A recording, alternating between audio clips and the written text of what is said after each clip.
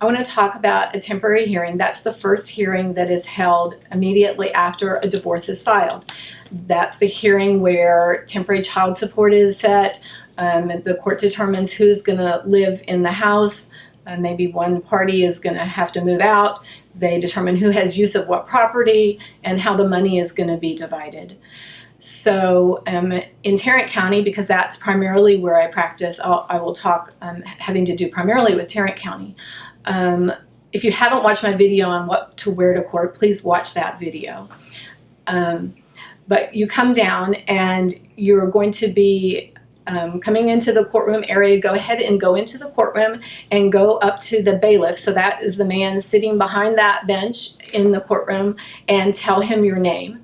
And then you can either sit in the courtroom, or there's a number of benches and conference rooms outside of the courtroom.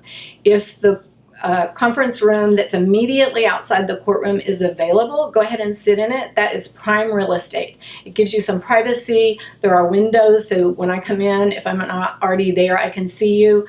The biggest thing is that's really prime real estate, and it's a nice place to get away and have some privacy as you're waiting.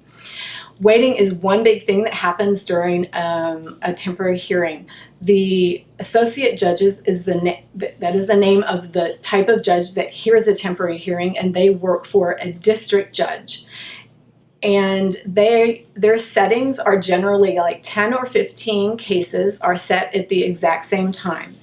And many of the judges might have a setting at 8:30. They don't even show up at the courthouse until 9 o'clock. So even if you were the very first person that they hear, you're still going to have a period of waiting. So I always do tell people, bring something to read, bring someone, a friend or something, to keep you occupied, so that you're not sitting there just stressing over what's going to happen and the unknown. All those things make things easier for you, because you've never been, you probably haven't been in a courtroom situation like this before. And the more that you can feel comfortable about it, the better it is. And on the lines of being comfortable, if you're in a situation where you have the ability to go down to the courthouse and just sit in on some cases, not on the day of your temporary hearing, just on any other day, then definitely go down and do that. So at the temporary hearing, generally if there's an attorney on the other side of the case, the attorneys will get together. They will exchange financial information. So you might remember that financial that my office would have had you fill out. We would exchange the financial information and the tax returns and W-2s and that type of thing. And the attorneys will try to work out an agreement that both attorneys feel is within the bounds of what the judge would do in the case. And then we would bring those suggestions of a settlement to each of our clients. And if we reach something that everybody can agree on, that's great. It's written up in a little form that we handwrite it, and then it's later put into typed wording. And that's really great if you can have an agreement. But lots of times people are not able to have an agreement.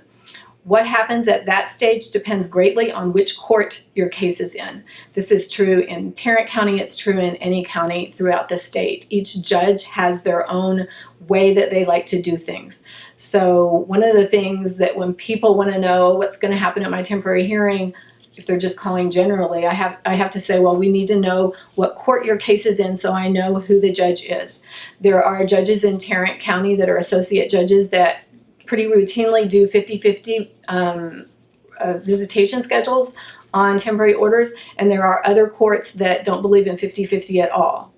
There is one court in Tarrant County where they don't care anything about what anybody's expenses are. They just look at the income of the two people, divide it in two, and give half to each person. They don't order anybody to pay anything. That particular court is the only court that does things that way. So it's really important to have an attorney who is very knowledgeable of the judges that you will be in front of. And that is the number one reason why it doesn't make good sense to hire, for example, a Dallas attorney that you might have had recommended to you that's a very good Dallas attorney, but to have them come into Tarrant County, they're not going to have the same level of comfort and knowledge about the judge who's going to be hearing your case. And that gives you a tremendous advantage if you do have an attorney that does that.